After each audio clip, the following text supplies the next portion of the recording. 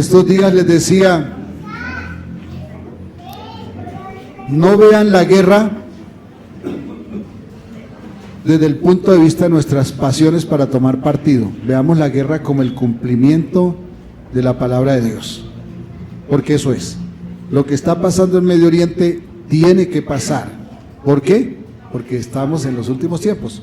Eso nos confirma que todo lo que está escrito en la Biblia se está cumpliendo. Es conocer un poquito la historia, la ubicación y todo esto. ¿De acuerdo? Entonces, hermanos, para adelante. Para adelante.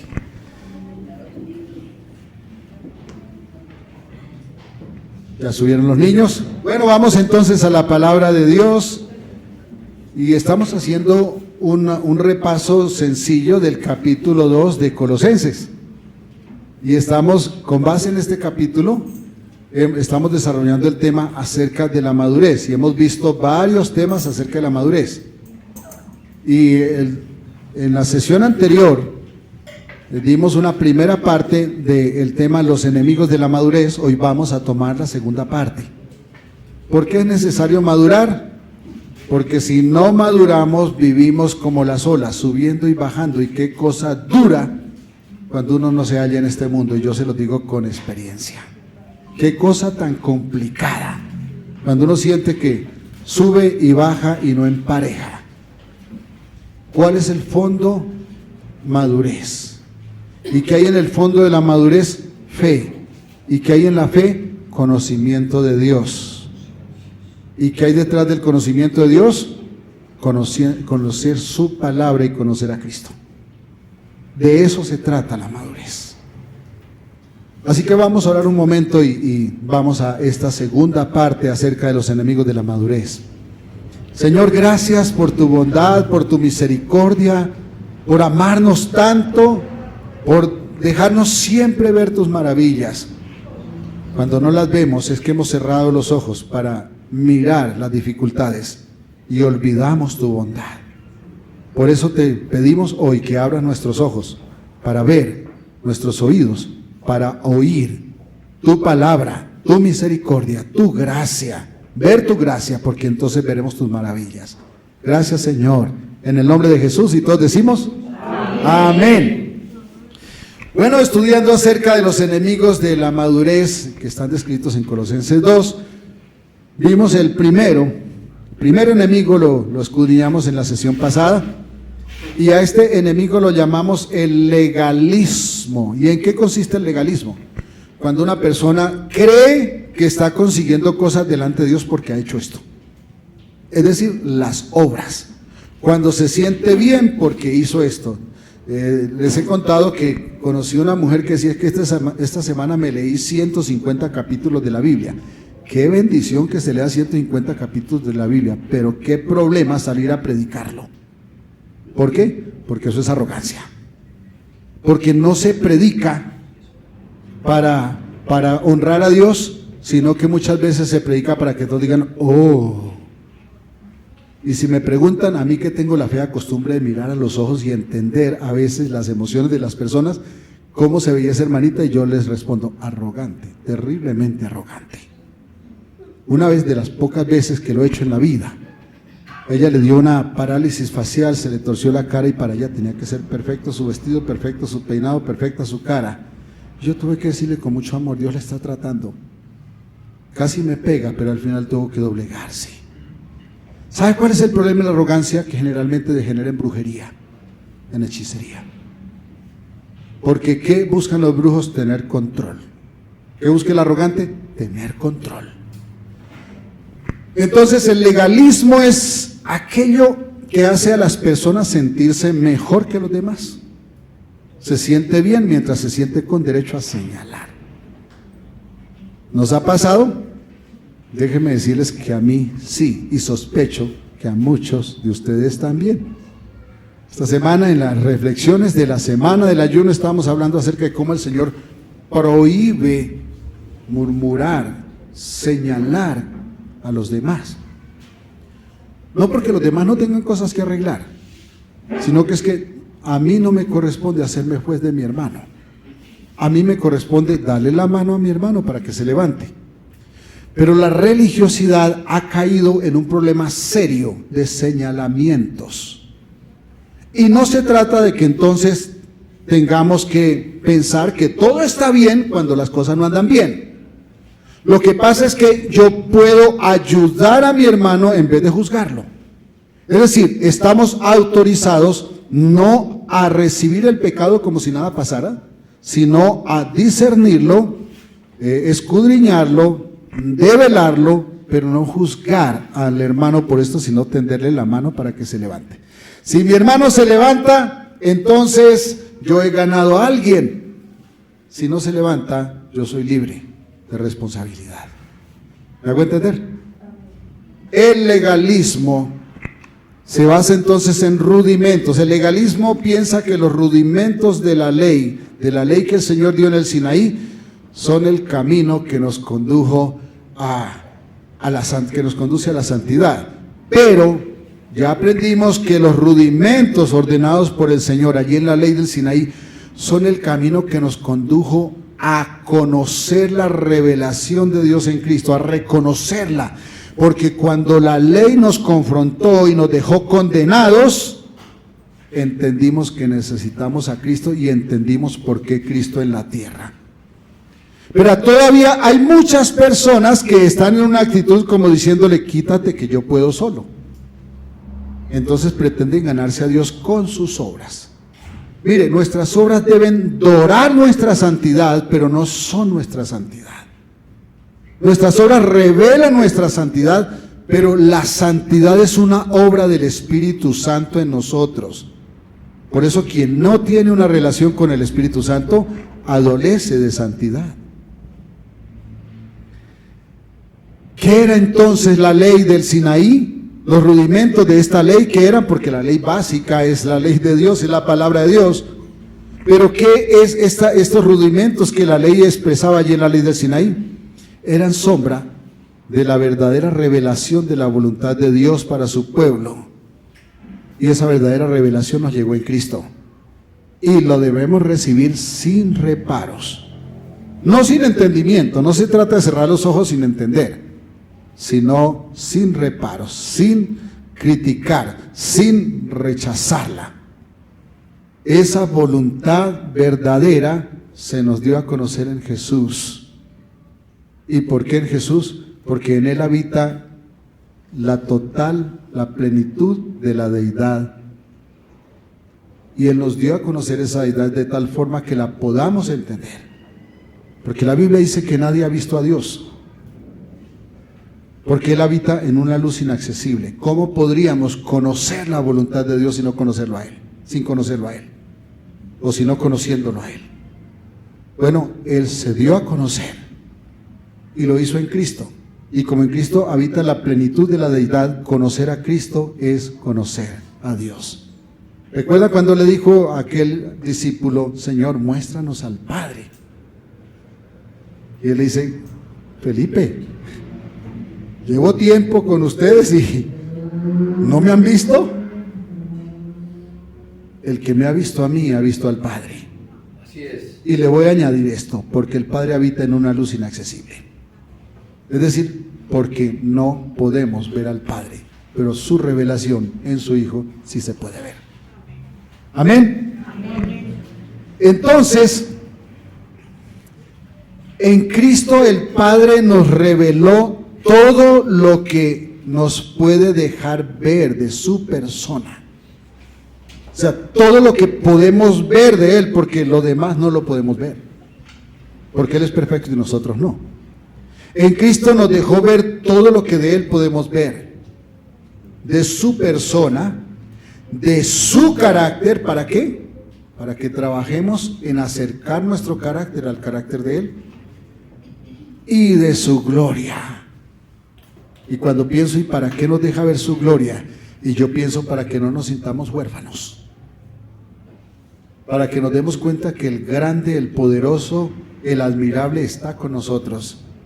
Y si Él es por nosotros, ¿quién contra nosotros? Cristo entonces es superior a los rudimentos de la ley. Y por eso Cristo anuló el legalismo, no anuló la ley, anuló el legalismo. Es decir, la condena que puso la ley sobre los hijos de Dios por no cumplir la ley, porque ni usted ni yo cumplimos la ley. La ley inmediatamente nos dejó condenados. Y entonces, cuando vino Cristo con su gracia, nos rescató de esa condenación y, como decía Toplady, nos dejó deudores eternos. Deudores eternos. ¿Por qué? Porque no merecemos ser salvos. Sin embargo, nos salva. ¿Alguien dice amén? Amén. Dígale al que está a su lado, eso es la gracia. ¿Qué significa gracia? Gratis. Algo no merecido. ¿Tiene unos requisitos? Sí. Tiene requisitos, porque nadie que rechace a Cristo podrá recibir la gracia. Y la única forma de no rechazarlo es que yo reconozca quién soy y qué merezco. ¿Quién soy? Un pobre pecador. ¿Qué merezco?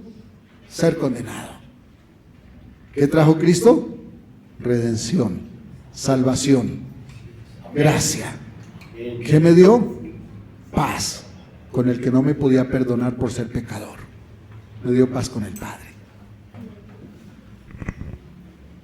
Aferrarnos entonces a los rudimentos de la ley para pretender sorprender a Dios. Es decir, para pretender ganarme su favor a través de mis obras, es vivir condenados por la ley. Porque quien pretende sorprender a Dios con sus actos y ganarse el favor de Dios por sus actos, tiene un problema gravísimo. Está rechazando a Cristo. Y si rechaza a Cristo no es salvo. Entonces, aferrarnos a los rudimentos de la ley para pretender ganarnos a Dios. No quiero decir que cuando hacemos esas cosas, hacemos disciplinas buenas, solamente que eso nos salva. No beberse la botella completa de whisky, hermanos, no beberse la canasta de cerveza, eso es bueno, pero eso no salva. Uno no deja de beber para ser salvo. Uno cuando es salvo deja de beber. ¿Me hago entender? Si nos aferramos a los rudimentos de la ley, sin Cristo, somos condenados, porque no está Cristo allí salvando. Hoy no estamos bajo la condenación de la ley, sino bajo la gracia de Cristo. No nos obliga la ley, Cristo nos redimió de ese lazo. No se trata de hacer las cosas contra la ley, como ya lo dije hace un momento en otras palabras. No se trata de ahora entonces irnos a hacer todo lo contrario a la ley, sino que no somos esclavos de ella. Somos esclavos del enviado de Dios. Si anteponemos la ley para ser salvos, somos rechazados, porque estamos rechazando al Salvador. Segundo enemigo, esta es la religiosidad. Segundo enemigo, el misticismo. Bueno, quise cambiar la palabra para hacerla mucho más entendible, pero no fui capaz. Así que más bien explico.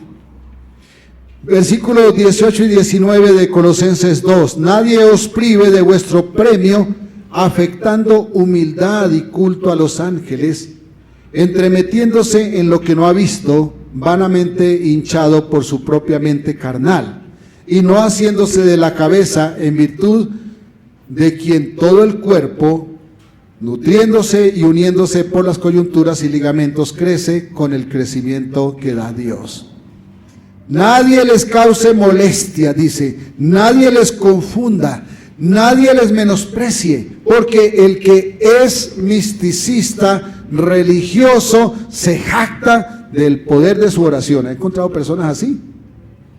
Bueno, espero que nosotros no seamos así. Ellos se jactan del poder que hay en su oración, se jactan de sus visiones, hasta venden memorias para contar sus visiones. Y hasta se paran en el púlpito y dicen, imagínense que fui al infierno y allá había unos cuantos de ustedes. Hermanos, haya tenido la experiencia que haya tenido, no hay razón para andar vendiendo eso, porque lo que tenemos que vender los hijos de Dios es la palabra de Dios. Cuando digo vender no me refiero al precio, me refiero a predicarla. Sino que dije vender porque desafortunadamente esas experiencias que pasan no se dan gratis, sino que se venden para lucrarse quienes las están vendiendo.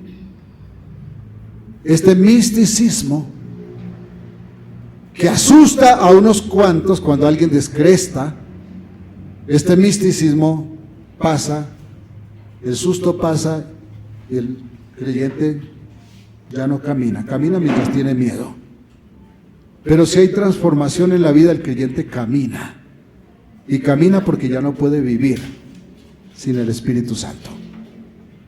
Estos están envanecidos en su arrogancia espiritual. Aquí en este pasaje se los llama carnales, pero también el Nuevo Testamento los llama fariseos.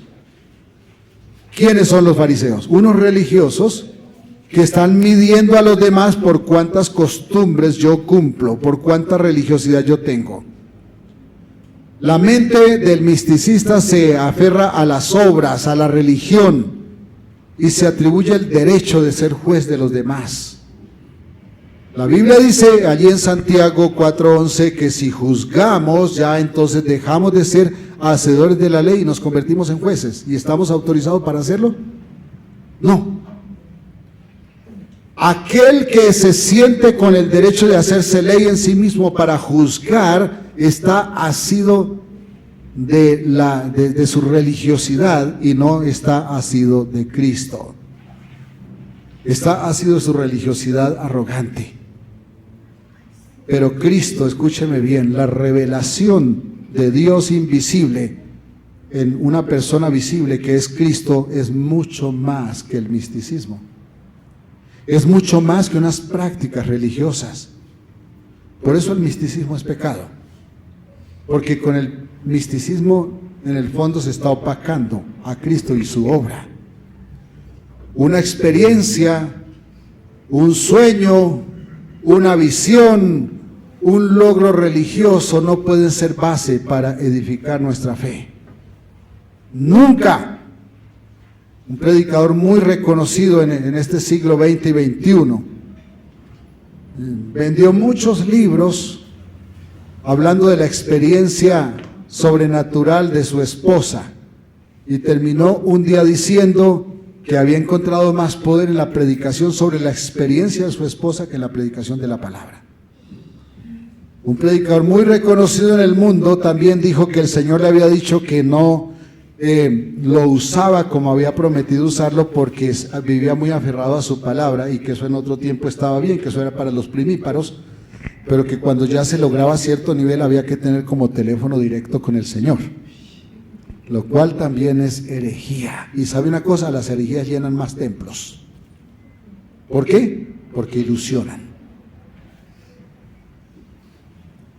Pero una experiencia, un sueño, un logro religioso no es base para la fe. El fundamento para la fe es la revelación de Dios en la persona de Jesucristo que quedó escrita en su palabra. Por eso la madurez es fruto de conocer a Dios a través de Cristo y ser cada día más como Cristo. Eso es la madurez. Cuando no maduramos, nos pasa lo que decía al principio, subimos y bajamos, subimos y bajamos, y qué terrible se siente uno cuando siente que nunca pone los pies en tierra firme, ¿cierto? Nadie tiene un teléfono privado con Dios.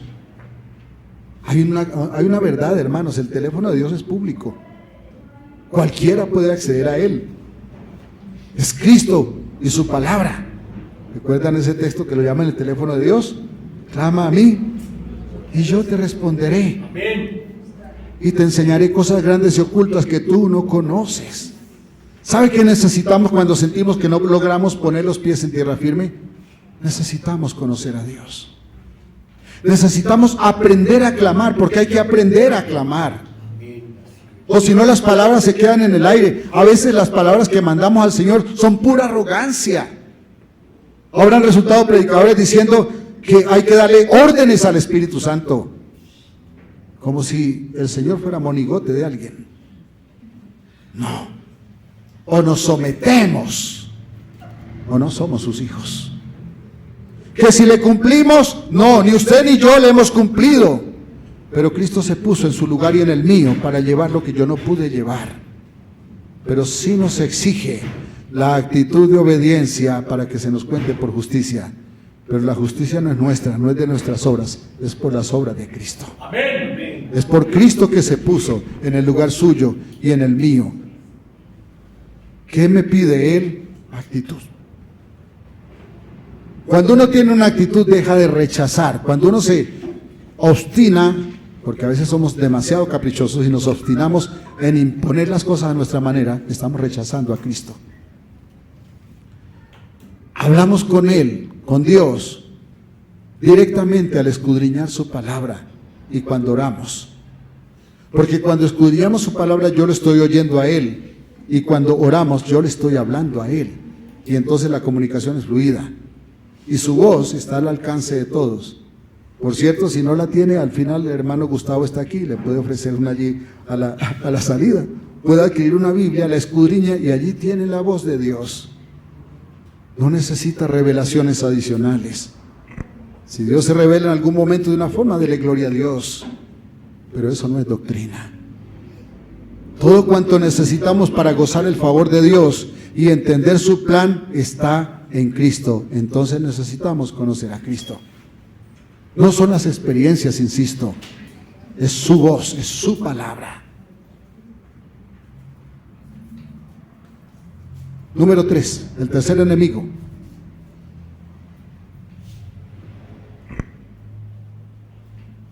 Aquí lo llamamos el ascetismo, pero al principio le puse título, permítame, me devuelvo allá. El ascetismo, y ese sí le voy a poner de una vez significado. Es como usar la disciplina como factor de cambio. Como decir, si yo me disciplino, puedo cambiar. Lo que hace el alcohólico anónimo en los AA, ¿cierto? Deja de beber, pero nunca cambia, no cambia su vida. Por eso el día que vuelve a oler una tapa de trago, pues amanece borrachito de nuevo. Porque aunque por disciplina dejó de beber, nunca cambió su vida. Eso es el ascetismo, esa disciplina. Y pensar que esa disciplina es lo que me hace acepto ante Dios. Una vez más, vienen a jugar las obras. Ya dijimos que las obras, poner las obras como factor de aceptación delante de Dios, es rechazar a Cristo. Porque no merecemos la salvación, merecemos la condenación. El capítulo 2 de Colosenses resalta el ascetismo como enemigo de la madurez. Consiste entonces en buscar la purificación renunciando a placeres materiales, renunciando a la comodidad, renunciando a muchas cosas, a todo placer. Veamos a ver qué dice el capítulo 2 de Colosenses, versículos 20 al 23. Pues si habéis muerto con Cristo en cuanto a los rudimentos del mundo, ¿por qué como si vivierais en el mundo os sometéis a preceptos tales como no manejes, no gustes, ni aun toques en conformidad a mandamientos y doctrinas de hombres, cosas que todas se destruyen con el uso? Tales cosas tienen a la verdad cierta reputación de sabiduría y culto voluntario, en humildad y en duro trato con el cuerpo, o duro trato del cuerpo, pero no tienen valor alguno contra los apetitos de la carne, porque la única forma de rechazar los apetitos de la carne es ser transformados. Yo quiero decirles algo, si a los que hemos sido transformados tantas veces nos cuesta decir no a los apetitos, ¿cómo será a quien le da rienda suelta a sus apetitos? Es el rechazo total de la santidad, la santificación, porque la santidad se deja ver en cómo somos, en cómo vivimos, en cómo hablamos, en cómo pensamos. Y esto es tener los pies en tierra firme.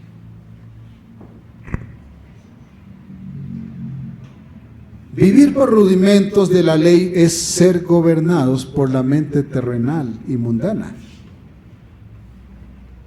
Cumplir ciertos rudimentos tienen un valor para ejercitar costumbres sanas, pero no tienen ningún poder para librarnos de nuestras debilidades carnales. No sé si le ha pasado a usted que es creyente, que le ha prometido a Dios cambiar tal cosa y comienza a luchar contra su debilidad y cuando menos se da cuenta, un traspiés y al piso. ¿Y sabe qué termina allí en el piso diciendo? Es que yo soy un fracaso. Y cuando uno termina diciendo yo soy un fracaso, acaba alejándose de Dios. Porque o siente que no lo merece o siente que ya Dios lo dejó botado. ¿Cuál es el problema? Que no está caminando por fe en las obras perfectas de Cristo, en la obediencia perfecta de Cristo, sino que está pretendiendo ganarse a Dios, sorprender a Dios con sus propias obras. Y todo el que intente suplantar a Cristo termina fracasando, porque lo único que sabemos los seres humanos por nosotros mismos es fracasar. Lo único que sabemos hacer es fracasar. El ser humano no tiene ningún poder para cambiar, para crecer y para ser mejor. Y aquí me voy a meter con algunas de las frases más utilizadas hoy, incluso por cristianos, porque hay predicadores que no son predicadores, sino motivacionistas, motivadores. Sus predicaciones son motivacionistas, motivadoras. ¿Y ha escuchado estas frases? ¿Quieres ser feliz? Busca dentro de ti. ¿Has escuchado eso? ¿Quieres fuerza en la dificultad? Busca en ti. En ti está la fuerza necesaria.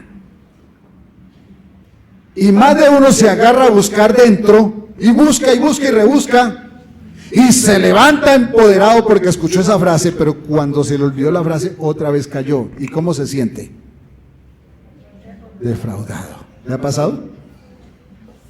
Deje de andar buscando en los chécheres viejos que tiene dentro suyo, porque es que dentro de nosotros no hay nada que sirva para cambiar. El poder para cambiar está en la palabra de Dios, en la revelación de Dios en Cristo. En la obra perfecta que hizo Cristo para llevar lo que yo no pude llevar. El cambio es obra de Cristo, es obra del Espíritu Santo, no es obra mía. ¿Por qué los motivadores dicen eso? Porque quieren a toda costa ganar dinero con lo que se les ocurre, rechazando a Dios, porque el mundo no quiere que Dios le pida cuentas. El mundo quiere hacer lo que se le da la gana y que Dios le diga, amén, hágale que por ahí va bien. Señor, yo soy amor. Yo soy amor. ¿Ha escuchado a los fieles religiosos que dicen, es que la iglesia debe cambiar, debe adaptarse a los tiempos? ¿Han escuchado eso? ¿Dios cambia? Si Dios no cambia, ¿por qué nosotros queremos cambiar su iglesia? Tendría que Dios dejar de ser justo para ser injusto. ¿A quién le gustaría que el juez sea injusto? ¿Cuánto rechazamos el hecho de que un delincuente lo agarren y al otro día, 2 o 3 días esté en la calle, ¿cierto? ¿Cuál es el problema? Que los jueces no están haciendo justicia, los jueces están haciendo cumplir la ley. Entonces, el instrumento para la justicia, que es la ley, lo volvieron el fin de los jueces. Entonces el juez, en vez de estar administrando justicia, está haciendo cumplir la ley. Entonces, como está haciendo cumplir la ley, tiene que soltar al delincuente, porque es que si tal cosa, entonces, así sea culpable, es que el policía no puso la firma en el renglón que era, sino aquí, entonces hay que soltarlo. Eso se llama ser legalista, ¿cierto? ¿Nos gusta el legalismo? No. Entonces, ¿por qué lo practicamos tanto? Porque con la fe queremos hacer eso, ¿sabe para qué? Para someter a Dios a que nos acepte sí o sí como se nos dé la gana. No estoy juzgando a nadie, estoy hablando de mí. Pero también quiero hablarle a usted. ¿Sabe por qué? Porque cuando uno no coge el camino correcto, cuando uno no sabe para dónde va, cualquier bus le sirve y termina teniendo sus pies en cualquier parte, menos en tierra firme. Busca en ti, ahí está la fuerza necesaria. Son engaños. Porque como dije, buscamos dentro y encontramos confusión, incertidumbre, debilidad, y entonces nos decepcionamos. ¿Por qué nos decepcionamos? Porque nos engañaron, creímos una mentira. Si creemos mentiras, no tenemos una vida segura. Dentro no hay fuerza, no hay poder, no hay felicidad. Allí hay caos, hay decepción. Por eso vaya a Cristo. Él es la respuesta a toda duda, a toda debilidad, a toda confusión, a toda decepción. La persona a quien hayan decepcionado más en esta tierra todavía puede levantarse si Cristo le levanta. Porque Él es superior al que nos decepcionó. Así sea papá y mamá, esposo o esposa. Él es superior. ¿Por qué se para? Porque el que está con nosotros es más fuerte. Y si Él es con nosotros, Él es por nosotros, ¿quién contra nosotros? Entonces la sana fe se tuerce si buscamos fortaleza en la disciplina personal. Ya leímos en el texto que la disciplina sirve, pero no para cambiar. La disciplina sirve como herramienta para poner por obra los factores de cambio. Es decir, si a usted lo cambia la palabra de Dios, ¿en qué debe disciplinarse? En meditar en la palabra. En meditar en la palabra de Dios. Amén. Pero su disciplina no le va a cambiar nada. Pero la palabra de Dios, al disciplinarse en escudriñarla, lo va a cambiar todo. ¿Amén? Amén. Va a cambiarlo todo. ¿Por qué? Porque ya no es su esfuerzo, sino que cuando usted se esfuerza, se disciplina, viene el Espíritu Santo y le dice: Yorani, ¿qué necesita? Ah, padre, es que tengo este problema. Ah, bueno, déjamelo a mí. Que ese problema ya estaba en la cruz de Cristo hace 2000 años. Cuando descansamos de eso, siempre el dolor duele menos. No hay cosa más hermosa que pasar incluso por la dificultad con esperanza, con fe, con confianza. Porque entonces el dolor nunca nos vencerá. Nunca. ¿Sirve entonces la disciplina como herramienta? Sí, pero no como factor de cambio. No es que la disciplina no nos cambia, pero al disciplinarnos en los factores que hacen el cambio, como la palabra de Dios, como la oración, entonces sí cambiamos. Pero no es la disciplina la que nos cambia, es Dios. La disciplina en sí no cambia a nadie. El factor de cambio es la voz de Dios, es el poder de Dios, es la gracia operada por Cristo en su muerte y es la vida conquistada por Él en su resurrección. Repito esta parte. Los factores de cambio están en la voz de Dios, en el poder de Dios, en la gracia operada por Cristo en su muerte y la vida conquistada por Él en su resurrección. Porque cuando uno siente que está vivo, le dan ganas de comerse una carnecita asada, ¿cierto? Bueno, a mí que soy un poquito carnívoro. Otros les gusta un pastico picado, unas verduritas picadas. Bueno, cada uno en su gusto, pero lo disfruta porque se siente vivo. No hay cosa más triste que sentirse hundido cuando todavía no está muerto. La madurez nace de conocer a Dios, conocer su propósito y recibirlo con fe y gozo. La disciplina no es un medio para la santidad, ejercita el cuerpo, ejercita la mente, pero no transforma la mente, no transforma el espíritu. El Espíritu Santo, a través de la palabra de Dios, da vida y cambia nuestro espíritu debilitado por los apetitos de la carne y esclavizado por el pecado. Es que el problema es que nuestro problema no es lo que me comí de más, es lo que me lleva a comer de más. Porque a veces yo le echo un kilito de chicharrón y pues caramba, eso me va a producir un efecto malo, ¿cierto? Pero el problema no es el chicharrón que me comí, es lo que me impuso a comer ese exceso. Y eso es espiritual. Eso viene del pecado, es decir, eso nace por el pecado, el meternos en excesos. Alguien me preguntó una vez, ¿por qué es que a todos nos gustan más? Siempre nos gustan las cosas que hacen daño, y la respuesta es muy sencilla: por el pecado. Si nosotros no fuéramos pecadores, créame que no nos enamoraríamos de esas salsitas bien grasosas que nos dan con las hamburguesas.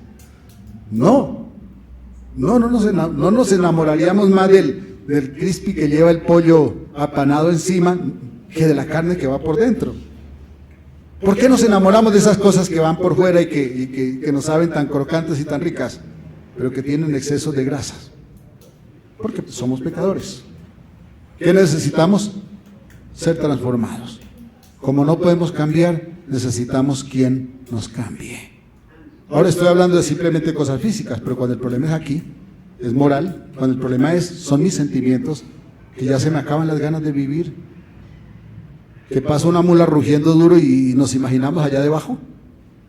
Hermanos, allí necesitamos a Cristo. Cuando no sabemos para dónde agarrar, necesitamos a Jesucristo. La oscuridad se quiebra solo con la luz, y la luz es la voz de Dios. Si conoce a Dios, puede disfrutar su plan para usted. La pregunta es, ¿quiere tener esa bendición desde ahora? ¿Quiere tenerla de verdad? ¿Qué tal si nos ponemos de pie un momento?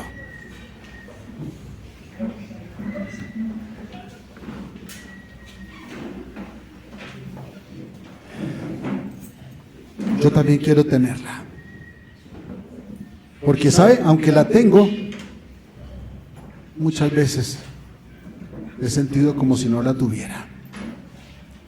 Muchas veces las preocupaciones me atropellan la paz. Y sospecho que algunos de ustedes también. Por no decir a todos.